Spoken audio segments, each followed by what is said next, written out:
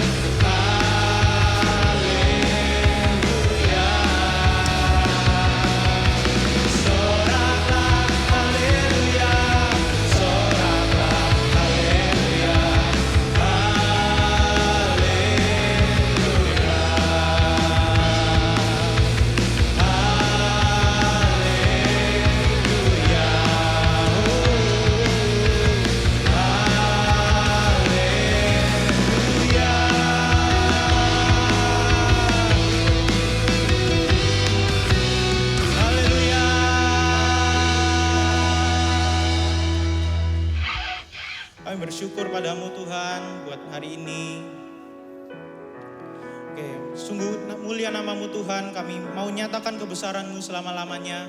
Mari nyanyikan satu lagu ini bersama-sama.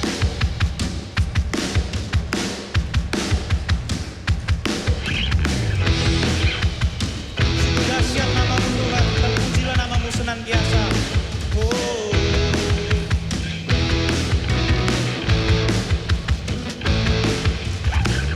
Terpujilah namamu Tuhan.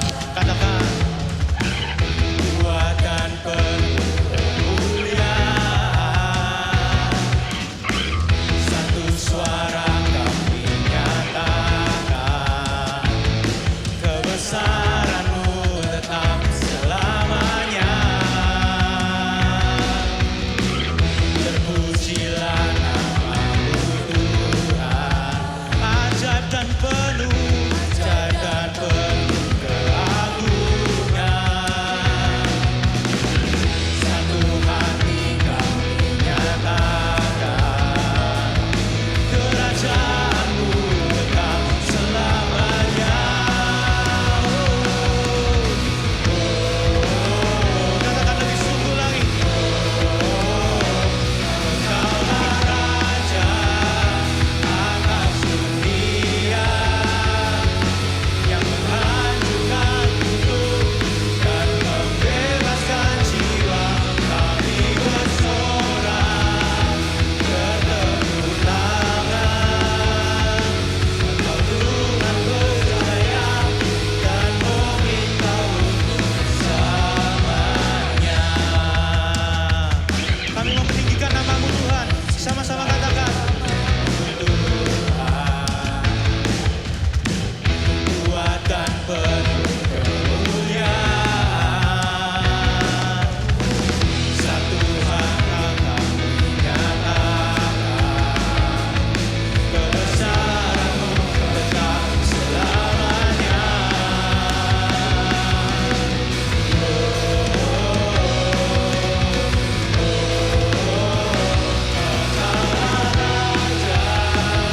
Atas dunia, yang menghancurkan kutub dan membebaskan jiwa. Kami bersorak, bertepuk tangan. Engkau Tuhan berjaya dan memerintah untuk selamanya. Mari bertepuk tangan bersama-sama. Raja atas dunia, yang menghancurkan kutub dan membebaskan jiwa. Kami bersorak, bertepuk tangan. Engkau Tuhan berjaya dan memerintah untuk selamanya.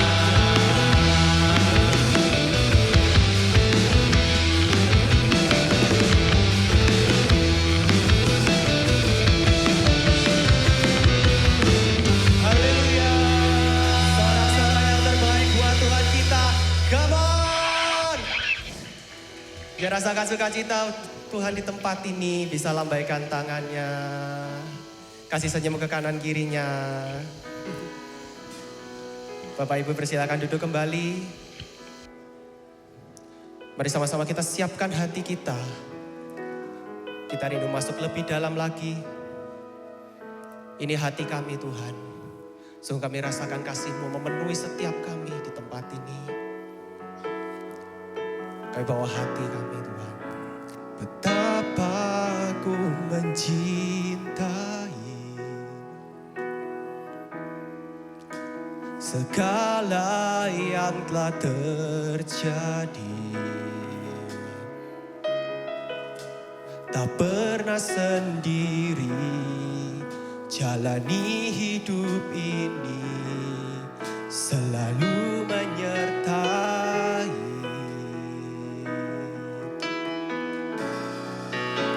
Betapa aku menyadari di dalam hidupku ini, Kau selalu memberi rancangan terbaik oleh karena kasih. Bersama-sama panggil namanya. Bapa, sentuh hatiku, ubah hidupku menjadi yang baru, bagai emas yang murni. Kau membentuk bencana hatiku.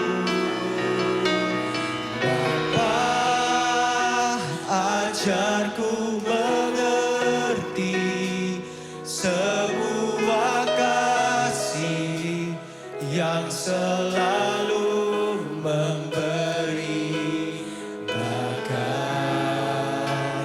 air mengalir yang tiada pernah berhenti. Berikan kemuliaan buat Tuhan kita. Bersama-sama kita nyanyikan. Betapa ku menyadari di dalam hidupku ini Kau selalu memberi rancangan terbaik oleh karena kasih.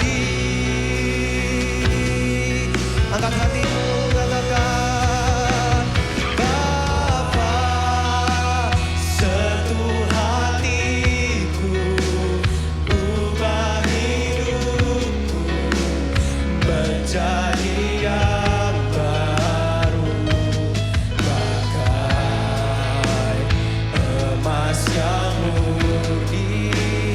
Kau membentuk rencana hatiku.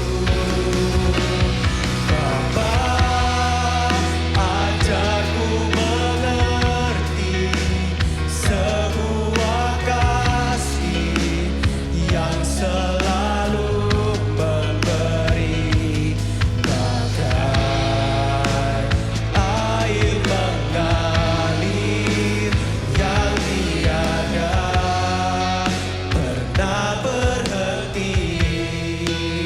Jemaat saya nyanyikan dengan segenap hatimu. Panggil dia Bapa. Bapa,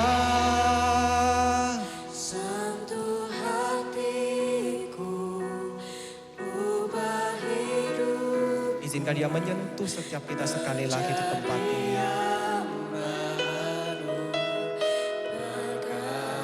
Biarkan Kau bentuk hati kami selalu, Tuhan. Hati kami menantikan Engkau. Kau membentuk bencana hatiku. Bapa, ajarku mengerti sebuah kasih yang selalu memberi, bagai air mengalir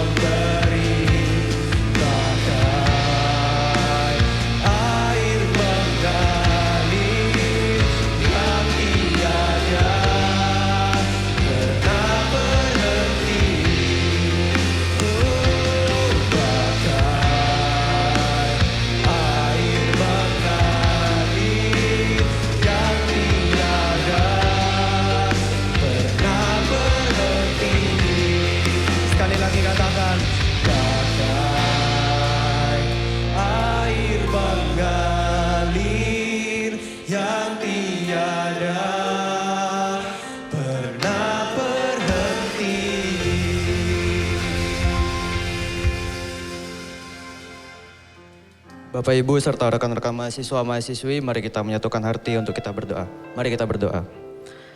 Selamat pagi Allah Bapa, selamat pagi Roh Kudus, dan selamat pagi Tuhan Yesus Kristus. Terima kasih atas anugerah dan kesempatan yang Kau berikan kepada kami, sehingga kami dapat berkumpul bersama-sama di sini untuk beribadah serta mendengarkan firman-Mu di Kebaktian Universitas ini. Tuhan, saat ini kami ingin mendoakan untuk setiap mahasiswa-mahasiswi di Universitas Kristen Petra agar dapat semakin mengenal, memahami Engkau dan semakin dalam untuk bertumbuh di dalam nama-Mu melalui setiap proses dalam perkuliahan yang mereka jalani di Universitas Kristen Petra ini ya Tuhan.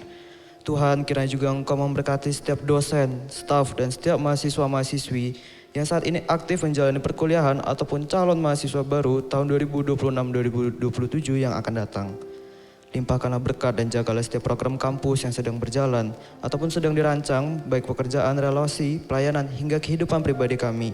Sehingga kami dapat menjalankan setiap kegiatan baik di kehidupan sehari-hari maupun di kampus ini dengan baik dan maksimal dan hanya untuk kemuliaan nama-Mu saja ya Tuhan. Kami juga memohon Tuhan agar penyertaan-Mu dapat mendukung setiap proses pembentukan diri kami yang sedang berjalan agar kampus ini bisa terus menjadi universitas yang memuliakan-Mu ya Tuhan. Tuhan, secara khusus kami juga ingin berdoa untuk kesehatan, keselamatan bagi setiap kami Tuhan, baik secara jasmani maupun rohani. Sertailah kami di tengah banyaknya kondisi yang tidak menentu yang belakangan yang terjadi, seperti kondisi cuaca yang cukup ekstrim. Tuhan, kami juga berdoa untuk Petra Parade yang dalam minggu ini akan berjalan. Kiranya Engkau menyertai untuk setiap panitia serta rekan-rekan, siswa-siswi dari awal hingga akhir. Jagailah, sertailah dan berkatilah ya Tuhan. Kiranya juga Engkau memberkati setiap panitia yang bertugas ya Tuhan. Jaga dan beri mereka kesehatan. Begitu pula dengan dosen dan orang tua dari siswa-siswi. Kiranya dalam Petra Parade ini terjadi keterhubungan antara cita-cita orang tua dan cita-cita universitas, terlebih keinginan-Mu ya Tuhan. Kiranya Engkau selalu menyertai kami di tengah kesibukan yang kami jalani ini, agar kami bisa mengerjakan semuanya hingga akhir dengan baik, serta tetap sehat baik fisik maupun mental kami ya Tuhan. Inilah ucapan syukur dan beberapa permohonan dari kami. Segalanya kami kembalikan kepadamu ya Tuhan Yesus Kristus, karena Engkaulah juru selamat dan pengharapan kami. Amin. Sekarang tiba saatnya kita akan mendengarkan firman Tuhan kepada Bapak Lius Erik, Magister Teologi. Kami persilahkan.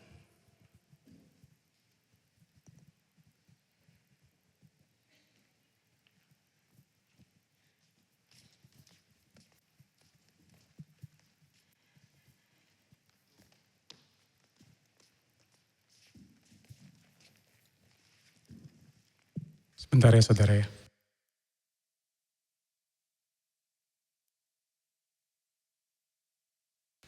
Baik, shalom Bapak Ibu Saudara terkasih. Bersyukur untuk kesempatan menyampaikan firman Tuhan sekali lagi di tempat ini. Mari saat ini kita tenangkan hati kita datang kepada Tuhan di dalam doa.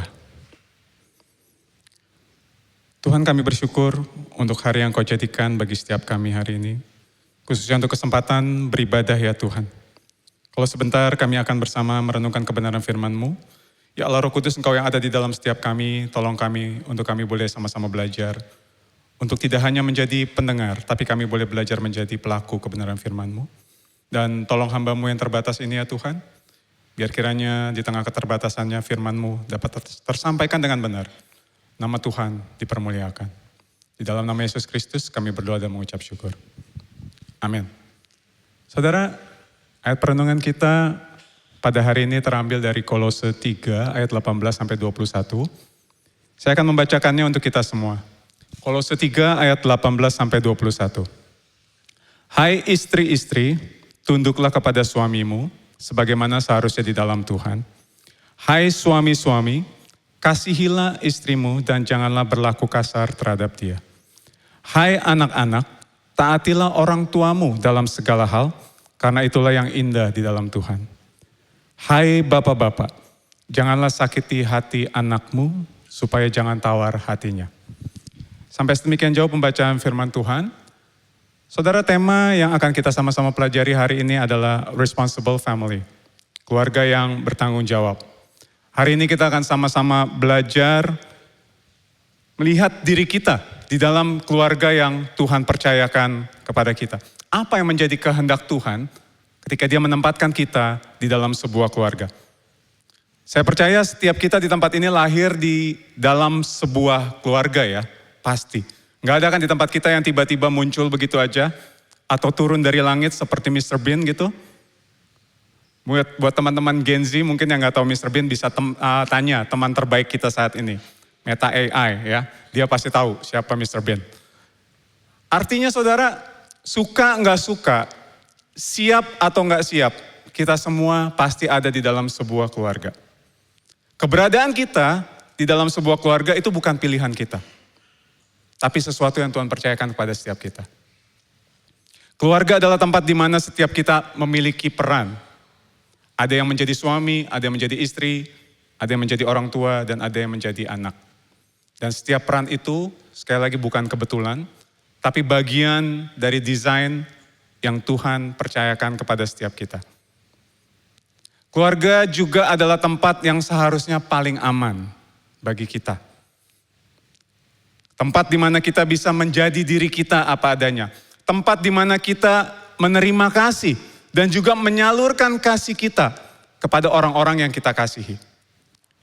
Idealnya seperti itu. Tapi kalau mau jujur, realitanya seringkali tidak seperti itu.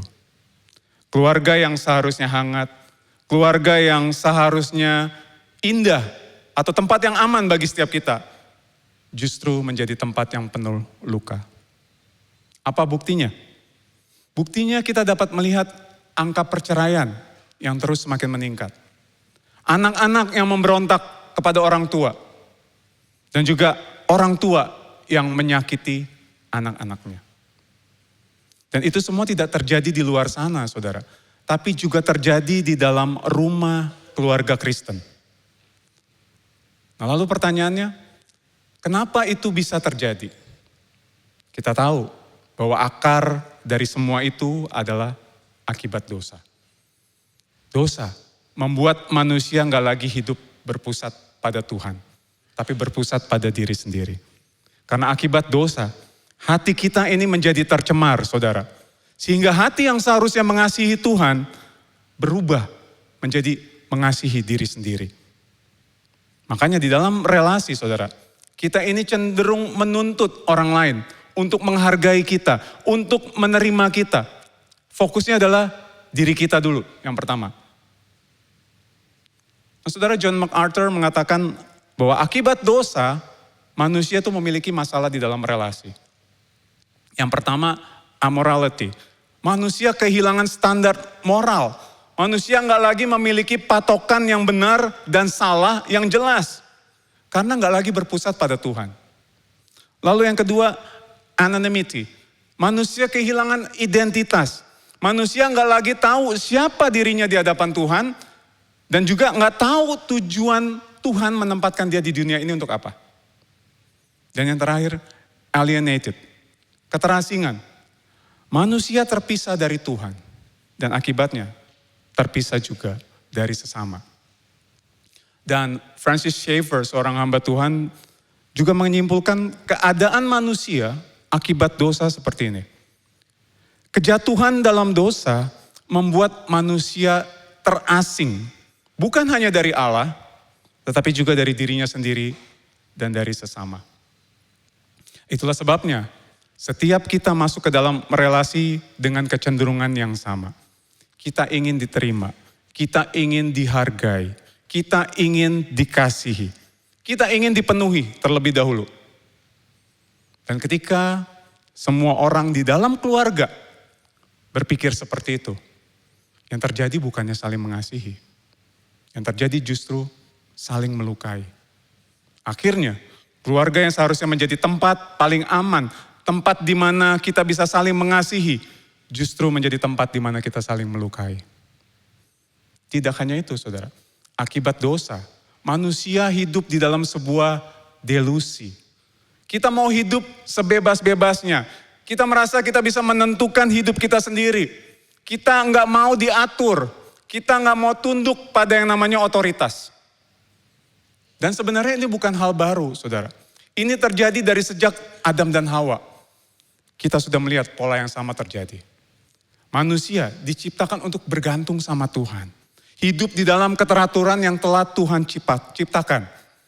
Tapi ketika manusia memilih untuk bebas, memilih untuk nggak tunduk sama Tuhan, disitulah semuanya hancur. relasi dengan Tuhan rusak. Relasi dengan sesama rusak.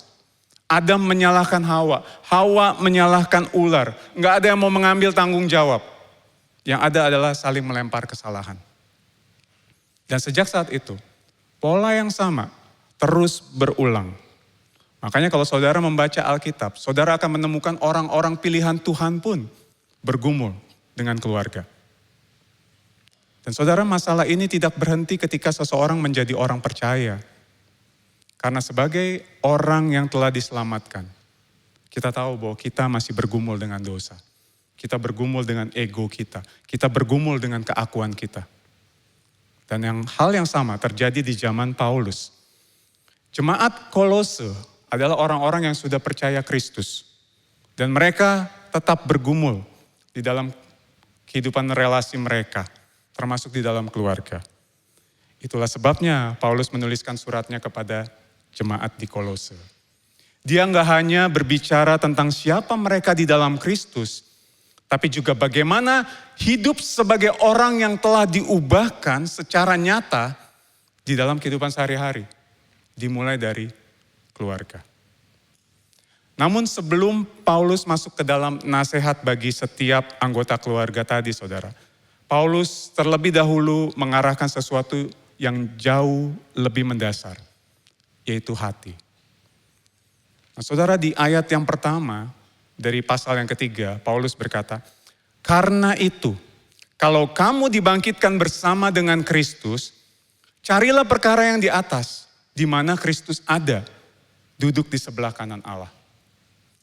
Nah, di dalam terjemahan NIV, kalimat carilah perkara yang di atas dituliskan dengan set your heart on things above. Arahkan hatimu kepada perkara yang di atas. Lalu kata mencari di dalam bahasa Yunaninya zeteo, itu bukan hanya sekedar mencari, saudara. Tapi mencari dengan kesungguhan, mencari dengan satu hasrat untuk memilikinya. Sedangkan perkara yang di atas ini berbicara tentang pribadi Kristus dan juga karakter Kristus. Jadi pada bagian ini Paulus seolah sedang berkata kepada jemaat Kolose, "Hai jemaat Kolose, terus arahkan hatimu kepada Kristus." Pertanyaannya, kenapa hati? Karena hati adalah pusat hidup manusia. Seperti Amsal 4 ayat 23 katakan, "Jagalah hatimu dengan segala kewaspadaan, karena dari situlah terpancar kehidupan." Akibat dosa, saudara, hati kita nggak lagi tertuju kepada Tuhan, tapi kepada diri sendiri, kepada hal-hal yang lain yang memuaskan kita. Itulah sebabnya kita mungkin pernah mendengar kalimat ini kan, "The heart of the problem is the problem of the heart." Akar dari setiap masalah adalah masalah hati. Makanya Paulus di bagian ini memulai dengan satu bagian yang paling penting. Hati. Nah, lalu kemudian di ayat 5-12 kalau saudara membacanya, Paulus pada bagian ini mengingatkan mereka untuk meninggalkan kehidupan lama mereka dan hidup dengan cara yang baru sebagai orang percaya. Dan Paulus menggambarkannya seperti orang menanggalkan pakaian yang lama dan mengenakan pakaian yang baru. Kalau saudara membacanya, di situ dijelaskan apa saja kehidupan lama yang harus mereka tanggalkan. Ada percabulan, kenajisan, hawa nafsu, nafsu jahat, keserakahan, marah, geram, kejahatan, fitnah, kata-kata kotor, dusta. Itu yang harus mereka tanggalkan. Dan Paulus juga menjelaskan pakaian yang harus mereka kenakan, yaitu belas kasihan, kemurahan, kerendahan hati, kelemah lembutan, kesabaran. Seolah-olah pada bagian ini Paulus berkata kepada jemaat Kolose, "Jemaat Kolose, ingat, kalian adalah murid Kristus. Kristus sudah menebusmu. Oleh sebab itu, sebagai orang yang telah menerima kasih karunia Tuhan, tanggalkan pakaian kematianmu dan kenakan pakaian kehidupanmu." Tapi ada satu hal penting, saudara, yang perlu kita pahami. Pakaian kehidupan ini tidak akan nyata kalau kita jalani seorang diri. Justru pakaian kehidupan ini menjadi nyata ketika kita ada di dalam relasi dengan orang lain. Saudara bayangkan, seumpama saudara beli baju baru baju yang bagus, yang branded, yang mahal. Lalu saudara pakai, saudara ngaca, saudara kelihatan keren dengan baju itu. Tapi saudara cuma pakai itu di kamar, saudara. Nggak ada yang lihat. Percuma, saudara. Demikian juga dengan hidup kita. Belas kasihan, kemurahan, kerendahan hati, kelemah lembutan, kesabaran. Itu nggak akan terlihat dan dirasakan kalau kita hidup sendirian. Pakaian ini diberikan untuk dikenakan di dalam relasi dengan orang lain. Karena kekristenan itu bukan hanya bicara tentang personal, tapi bicara tentang relasional. Seperti yang dikatakan di dalam ESV Gospel Transformation Bible. Karena relasi kita dengan Tuhan telah diubahkan oleh Kristus. Maka relasi kita dengan sesama pun harus diubahkan bagi Kristus. Dan saudara, Paulus tahu betul tempat pertama di mana perubahan itu harus dimulai. Bukan di luar, bukan di kampus, bukan di tempat pekerjaan kita. Tapi di dalam keluarga, di dalam rumah. Nah saudara, sebelum kita masuk ke instruksi Paulus tadi di ayat 18-21 yang kita baca tadi, ada satu hal penting yang harus kita pahami terlebih dahulu saudara. Bagian ini seringkali disalahpahami. Banyak orang membaca bagian ini seolah-olah Paulus sedang berbicara tentang siapa yang lebih tinggi, siapa yang lebih berotoritas, siapa yang lebih berkuasa. Seolah-olah sekali lagi ini tentang superioritas, padahal bukan. Yang Paulus bicarakan di bagian ini adalah tentang fungsi, tentang peran. Bukan siapa yang lebih besar, siapa yang lebih berkuasa, bukan. Tapi bagaimana setiap orang menjalankan perannya sesuai dengan desain Tuhan. Dan Alkitab sendiri memberitahu kita gambaran yang sangat jelas, saudara. Di dalam 1 Korintus 11 ayat 3 dikatakan seperti ini. Tetapi aku mau supaya kamu mengetahui hal ini. Yaitu kepala dari tiap laki-laki ialah Kristus. Kepala dari perempuan ialah laki-laki. Dan kepala dari Kristus ialah Allah. Pertanyaannya, apakah ini berarti Allah Bapa lebih superior daripada Yesus? Tentu tidak. Kita keliru kalau kita berpikir seperti itu. Yesus adalah Allah. Yesus kekal. Yesus adalah pribadi kedua dari Allah Tritunggal. Dia tidak lebih rendah dari Bapa. Yesus setara dengan Allah Bapa. Namun secara peran, saudara, Yesus memilih untuk tunduk kepada kehendak Bapa. Bukan karena ia lebih rendah, tapi karena itulah peran yang ia jalankan di dalam rencana keselamatan. Nah saudara, ini penting sekali untuk kita pahami. Karena ketika kita salah memahami akan hal ini saudara, kita bisa keliru di dalam memaknai firman Tuhan.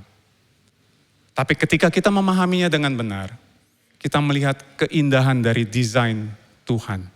Bahwa setiap peran di dalam keluarga bukan tentang siapa yang lebih superior, tapi tentang bagaimana setiap kita hidup sesuai dengan panggilan yang Tuhan berikan.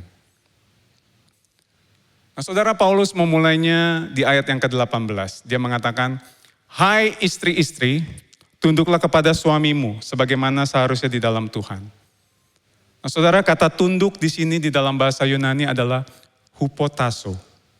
Artinya ini bukan tunduk karena paksaan. Bukan karena tekanan. Tetapi sebuah sikap hati yang sadar menempatkan diri di bawah otoritas yang telah Tuhan tetapkan. Jadi seorang istri tunduk bukan supaya disayang suami. Bukan karena takut suami.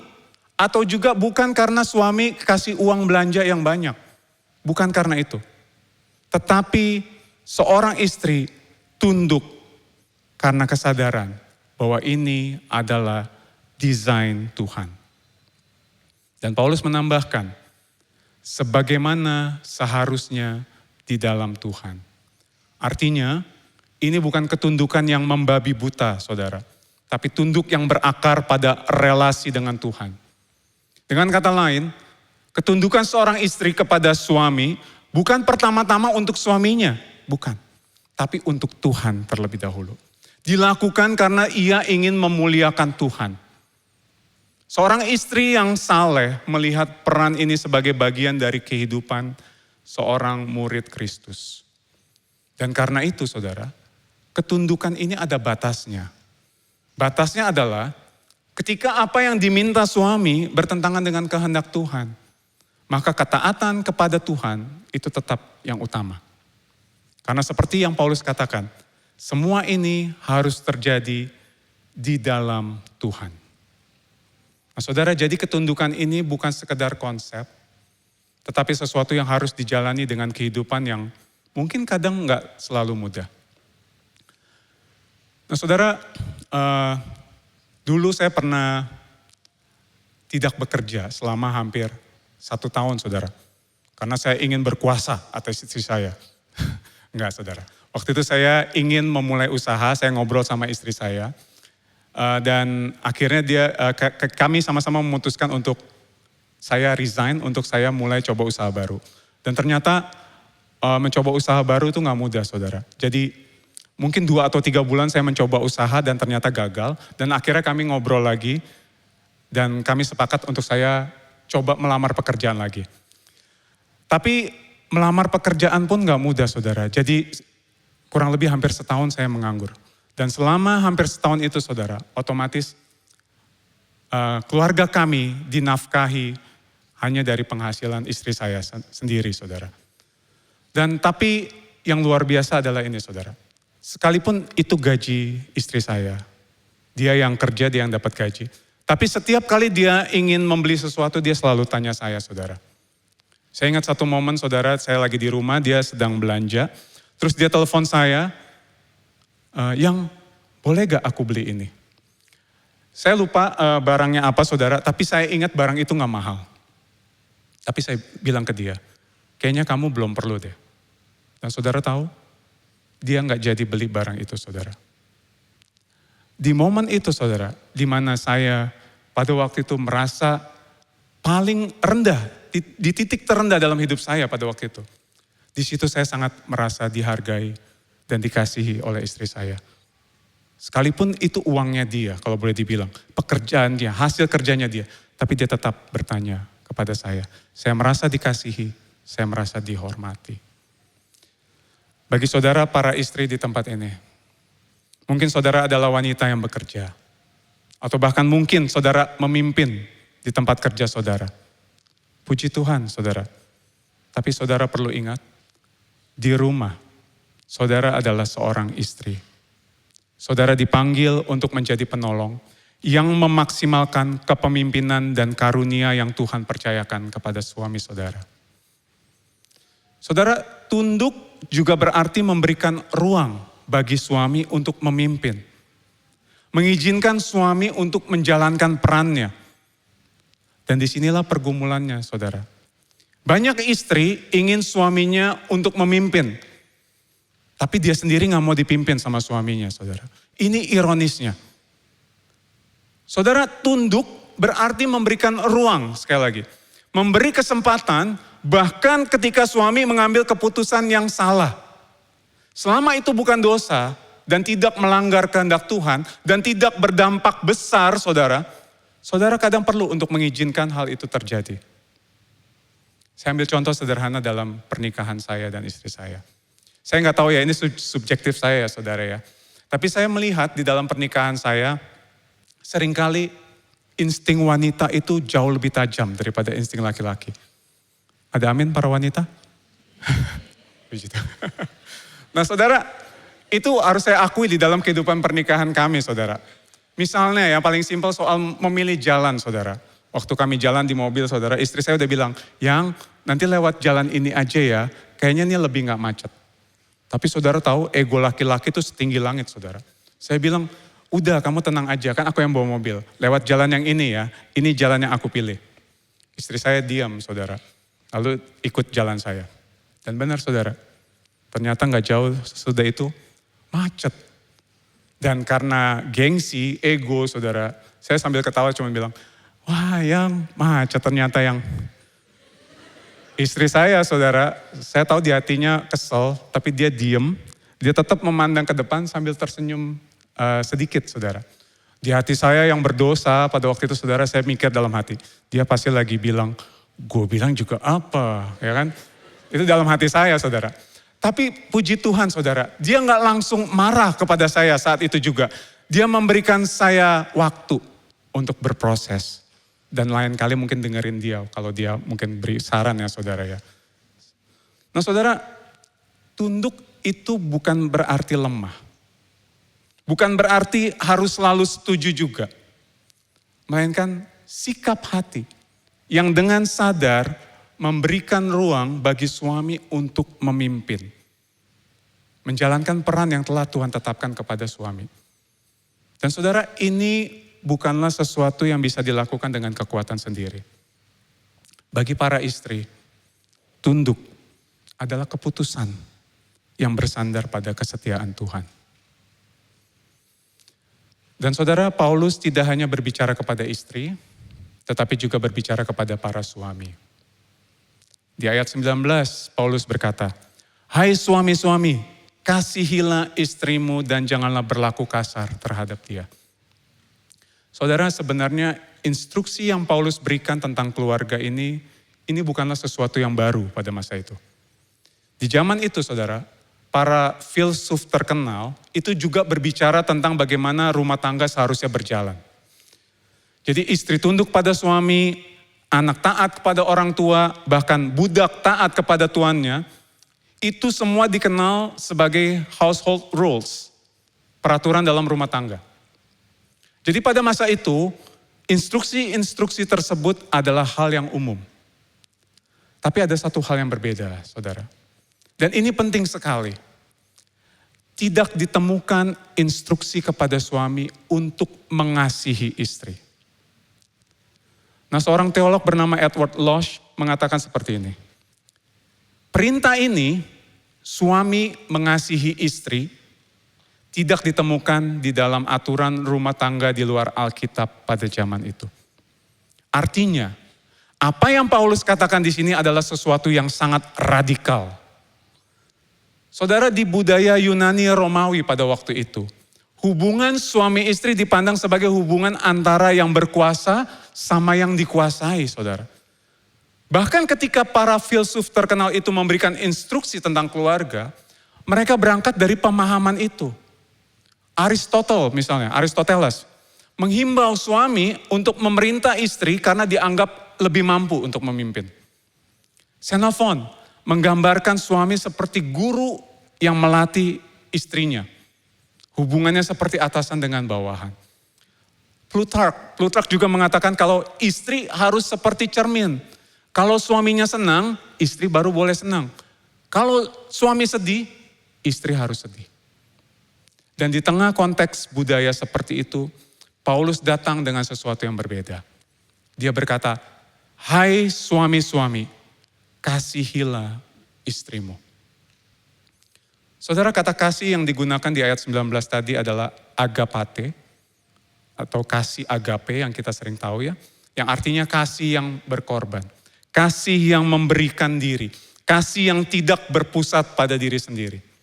Dan kalau kita melihat di dalam terang Injil, ini adalah kasih yang sama yang Kristus tunjukkan kepada jemaatnya, kasih yang berkorban.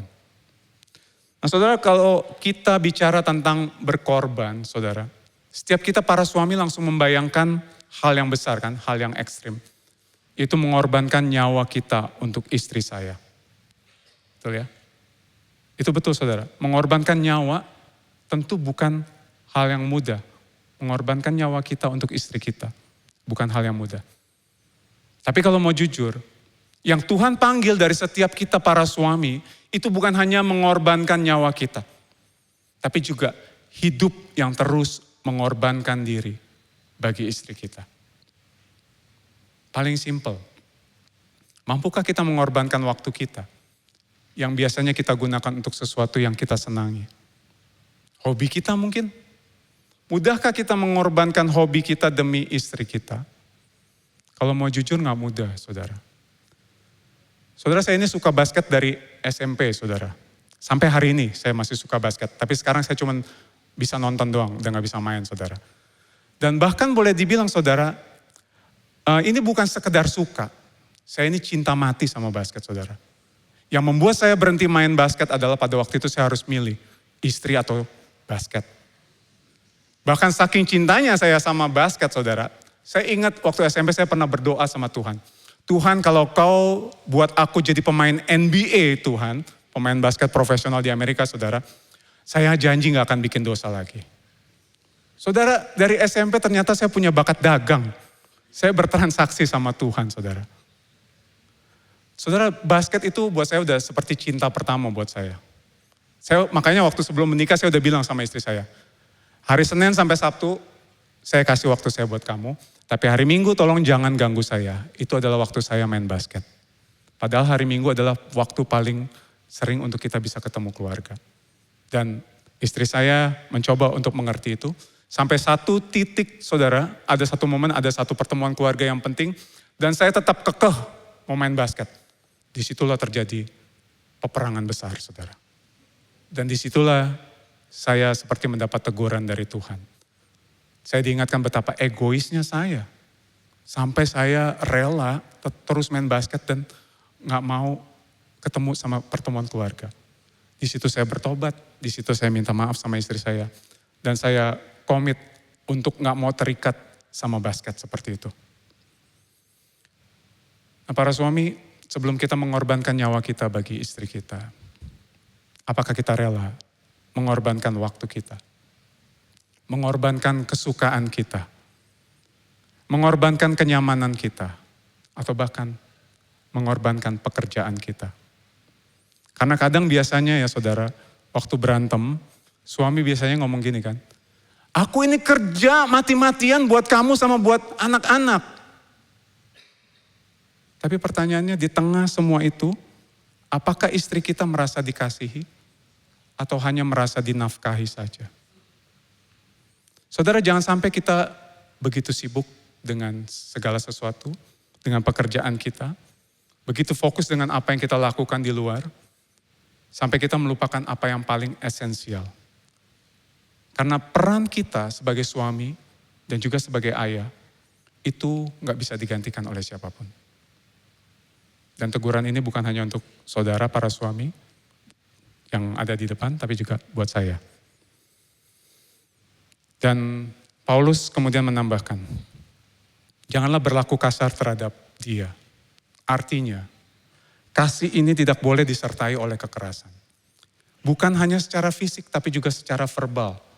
Kata-kata yang melukai, sikap yang merendahkan, nada yang menyakitkan mungkin. Saudara, para suami, ini yang perlu kita ingat. Otoritas tanpa kasih, itu akan melukai. Tapi otoritas yang dipenuhi kasih, itu akan membangun. Dan disinilah keindahan dari desain Tuhan, saudara. Ketika suami mengasihi dengan benar, istri tidak tunduk dengan terpaksa. Tetapi sebagai respon atas kasih yang telah ia terima. Dan sebaliknya, ketika istri tunduk atas dasar kesadarannya sendiri, tanpa paksaan dari suami, maka suami pun terdorong untuk memimpin dengan benar. Nah, saudara, ketika relasi suami dan istri berjalan sesuai desain Tuhan, itu tidak berhenti pada mereka berdua. Itu akan berdampak kepada seluruh kehidupan keluarga. Dan karena itu Paulus melanjutkan nasihatnya kepada bagian berikut. Di ayat 20 Paulus beralih dari suami dan istri, sekarang dia berbicara kepada anak-anak. Dia berkata, hai anak-anak, taatilah orang tuamu dalam segala hal. Karena itulah yang indah di dalam Tuhan. Nah, kata anak-anak di sini di dalam bahasa Yunaninya adalah tekna. Artinya ini bukan hanya anak usia kecil, saudara. Tapi ini anak di dalam berbagai usia. Jadi ini berbicara kepada kita semua yang adalah anak. Yang masih memiliki orang tua. Dan terkhusus yang masih tinggal satu rumah dengan orang tua. Lalu Paulus berkata, taatilah. Kata taat di sini adalah hupakuo, yang artinya mendengar di bawah. Artinya ini bukan sekedar mendengar, saudara. Tapi mendengar dengan hati yang tunduk.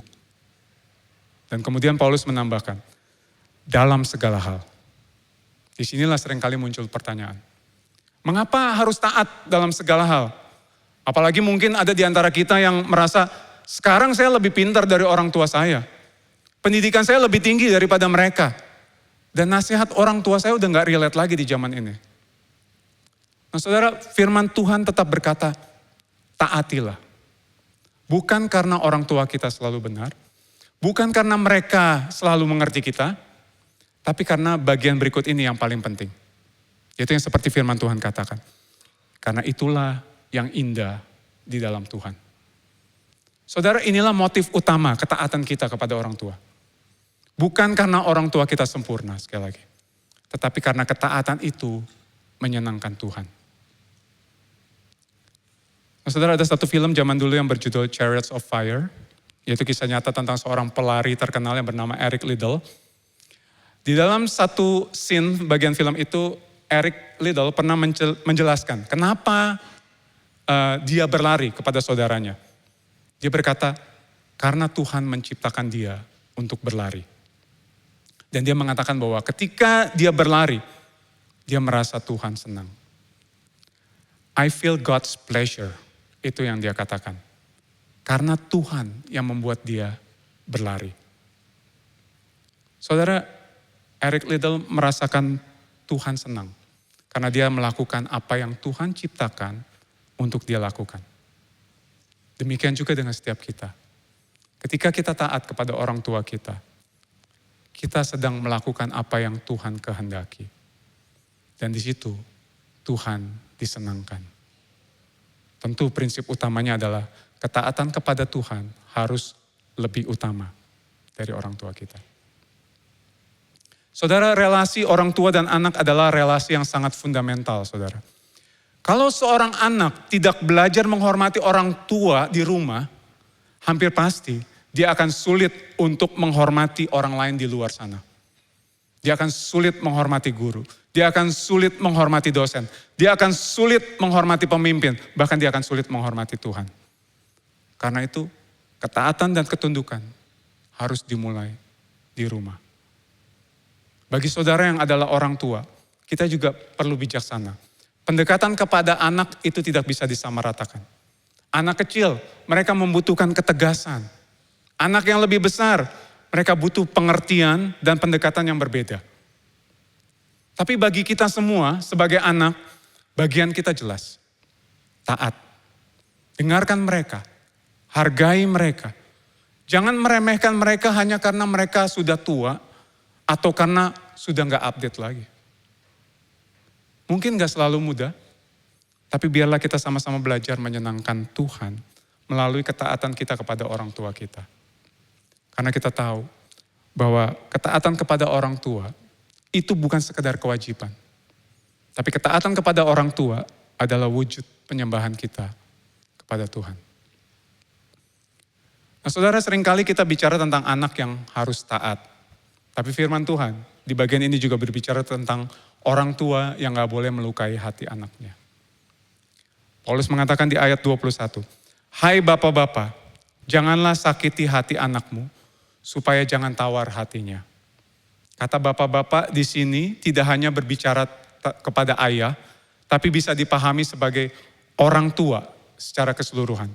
Jadi artinya ini adalah panggilan bagi setiap orang tua. Di sini Paulus memberikan peringatan yang sangat penting kepada orang tua. Jangan sakiti hati anakmu. Artinya apa? Saudara, ada cara-cara mendidik anak yang tanpa kita sadari dapat melukai hati anak. Misalnya, ketika orang tua berkata, kamu harus melakukan ini, tetapi mereka sendiri gak melakukannya. Anak menangkap sesuatu yang lain, saudara. Mereka mungkin mendengar nasihat, tapi mereka melihat ketidaksesuaian.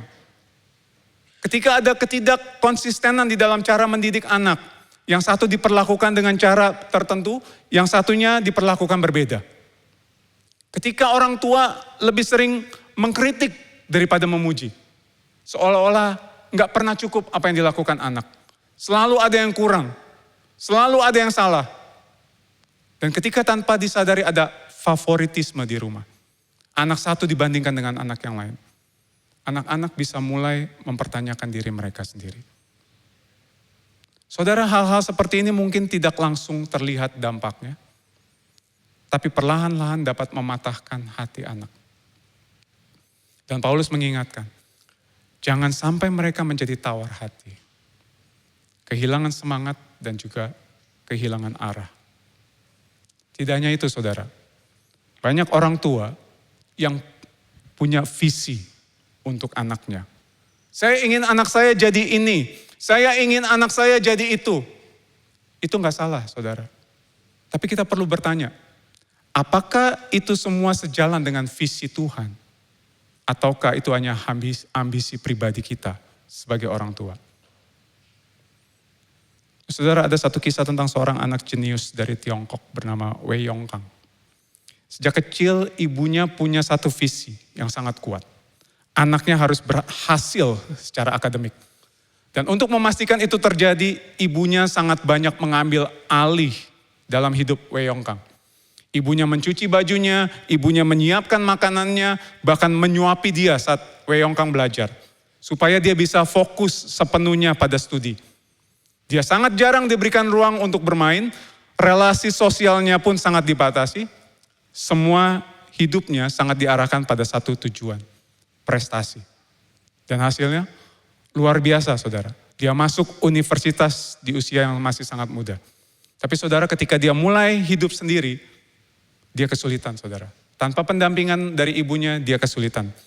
Dia kesulitan mengatur hidupnya, kesulitan mengurus dirinya sendiri, kesulitan menyesuaikan dirinya dengan tuntutan kehidupan nyata. Dan pada akhirnya dia nggak dapat melanjutkan studinya. Nah saudara, ini bukan karena dia nggak pintar, sekali lagi dia sangat jenius, tapi hidupnya nggak dibentuk secara utuh. Dan di kemudian hari ibunya baru menyadari bahwa apa yang selama ini dia pikir sebagai kasih, ternyata justru membatasi kesempatan anaknya untuk bertumbuh. Saudara, para orang tua, ini yang perlu kita refleksikan. Kadang kita berkata, ini demi kebaikan anak saya. Ini karena saya sayang anak saya.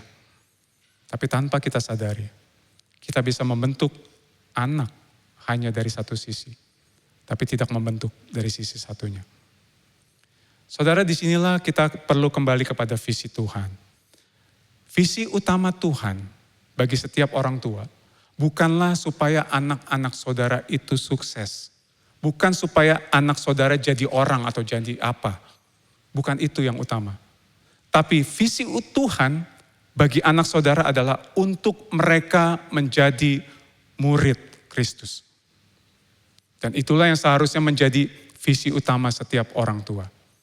Membawa anak-anak yang Tuhan percayakan menjadi murid Kristus. Karena ketika anak saudara mengerti identitasnya, seorang murid Kristus, maka hal yang lain itu mengikuti saudara. Dan untuk anak-anak muda di tempat ini, saudara juga perlu menyadari bahwa saudara, identitas saudara adalah seorang murid Kristus. Maka hiduplah sebagai seorang murid Kristus. Di dalam studi saudara, di dalam saudara berpacaran, di dalam relasi saudara dengan orang tua dan juga dengan sesama. Hiduplah sebagai seorang murid Kristus. Saudara, Tuhan memanggil setiap orang tua bukan hanya untuk membesarkan anak. Tapi untuk mengarahkan hati mereka kepada Kristus. Dan itu dimulai dari cara kita mengasihi mereka. Dan saudara, kalau kita melihat semua ini ya yang Paulus ajarkan. Istri tunduk, suami mengasihi, anak taat, orang tua tidak menyakiti anak. Ini sangat indah, saudara. Karena ini adalah desain Tuhan. Tapi kalau mau jujur, saudara, ini bukan hal yang mudah. Bahkan seringkali terasa mustahil untuk kita lakukan. Berapa banyak dari kita yang bergumul, jatuh bangun, bahkan berkali-kali gagal. Bukan karena kita nggak tahu apa yang benar. Kita tahu apa yang benar, saudara. Masalahnya adalah dengan kekuatan kita sendiri, saudara. Kita nggak mampu hidup sesuai dengan kebenaran itu. Saudara, disinilah Injil menjadi kabar baik. Karena sebelum kita diminta untuk melakukan semua itu, Kristus sudah terlebih dahulu melakukannya bagi kita. Yesus, dia tunduk kepada Bapa dengan sempurna. Bukan karena dia lebih rendah dari Bapa, tetapi karena kasih kepada Bapa dan kasih kepada kita. Yesus, dia mengasihi kita jemaatnya. Bukan dengan kata-kata, tetapi dengan memberikan dirinya sampai mati di atas kayu salib. Dan Yesus, dia taat sempurna, bahkan sampai menyerahkan dirinya sepenuhnya bagi kita. Saudara, semua yang Paulus perintahkan kepada kita sudah terlebih dahulu digenapi oleh Kristus bagi kita. Semua itu kita terima bukan karena kita layak, tetapi semata-mata karena kasih karunia. Kita sudah terlebih dahulu dikasihi. Kita sudah terlebih dahulu diampuni, diterima tanpa syarat. Karena itu saudara, kita nggak lagi hidup untuk mencari kasih atau mendapatkan kasih dari orang lain. Tapi kita hidup dari kasih yang sudah kita terima dari Kristus. Dan dari situlah saudara, kita belajar untuk memberikan kasih karunia kepada orang lain. Dimulai dari yang terdekat, dari rumah kita, dari keluarga kita. Jadi, keluarga yang bertanggung jawab, responsible family, itu lahir dari hati yang telah diubahkan oleh Injil. Saudara, mungkin hari ini kita sadar bahwa kita masih jatuh bangun di dalam menghidupi Injil. Tapi kabar baiknya adalah Injil tidak datang untuk orang yang berhasil. Tapi Injil datang untuk orang yang lemah dan menyadari bahwa hanya Tuhan saja yang sanggup menolongnya. Dan hari ini, Tuhan tidak memanggil kita untuk menjadi keluarga yang sempurna, tetapi untuk menjadi keluarga yang terus kembali kepada Kristus. Nah, saudara, kalau kita tarik semua ini, tentang tunduk, tentang mengasihi, tentang taat, tentang tidak menyakiti, saudara. Semuanya ini sebenarnya berbicara tentang satu hal. Itu hidup yang diubahkan oleh Injil. Dan di mana hidup itu pertama kali terlihat sebelum kita menjadi berkat di luar, hidup itu harus pertama-tama terlihat di keluarga kita. Bukan di pelayanan, bukan di lingkungan kerja, tapi harus dimulai dari rumah. Tuhan mau Injil itu menjadi nyata. Kiranya Tuhan menolong setiap kita. Amin. Mari kita berdoa. Tuhan, hari ini kami kembali diingatkan akan peran setiap kami di dalam keluarga yang Kau percayakan ya Tuhan. Firman-Mu hari ini terdengar sederhana, seolah-olah mudah untuk kami lakukan Tuhan. Tapi kami menyadari seringkali kami gagal ya Tuhan untuk menjalankan peran kami. Sebagai suami, sebagai istri, sebagai orang tua, bahkan sebagai anak. Kami lebih sering menuntut ya Tuhan. Menginginkan mereka untuk mengikuti keinginan kami. Untuk memahami kami. Ampuni kami Tuhan. Saat ini sekali lagi kami mohon pertolongan-Mu. Di dalam menghidupi panggilan kami. Di dalam keluarga yang Kau percayakan pada setiap kami ya Tuhan. Terima kasih Tuhan. Mari saya undang setiap kita untuk boleh bangkit berdiri. Dan kita terima berkat Tuhan. Kiranya Tuhan memberkati engkau dan melindungi engkau. Tuhan menyinari engkau dengan wajahnya dan memberikan engkau kasih karunia. Tuhan menghadapkan wajahnya kepadamu dan memberikan engkau damai sejahtera. Kiranya kasih karunia dari Allah Bapa, cinta kasih dari Yesus Kristus Tuhan kita, dan persekutuan yang manis dengan Allah Roh Kudus, menyertai kita semua, mulai saat ini sampai selama-lamanya. Setiap kita yang percaya sama-sama katakan, amin.